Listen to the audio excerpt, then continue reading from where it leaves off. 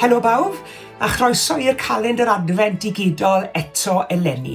Fyddwn ni'n agor drws y calendr Adfent ar y dudalen hon bob dydd o heddi tan y ddydd Nadolig.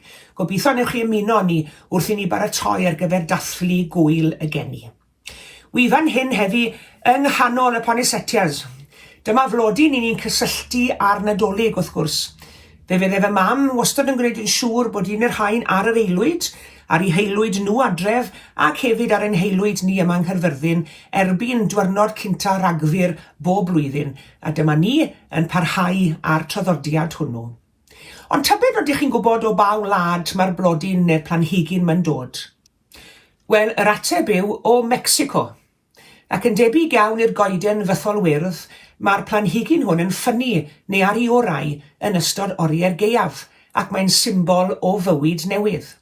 Ond mae mwy.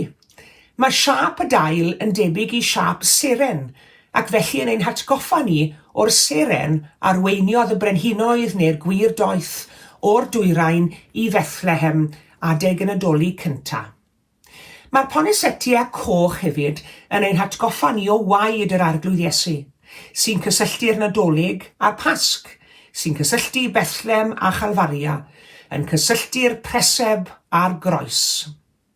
Yn ôl pob sôn, os edrychwch chi ar ôl y ponesetia yma'n iawn drwy'r flwyddyn, a mae rhaid i fi ddweud, dydw i ddim yn un sydd yn llwyddo i wneud o gwbl o flwyddyn i flwyddyn, ond os edrychwch chi ar ôl y ponesetia yn iawn, erbyn mis Hydre, rhowch y ponesetia mewn lle tywyll, ac yna erbyn mis Ragfyr, fe fydd y planhigyn wedi magu dail coch unwaith eto.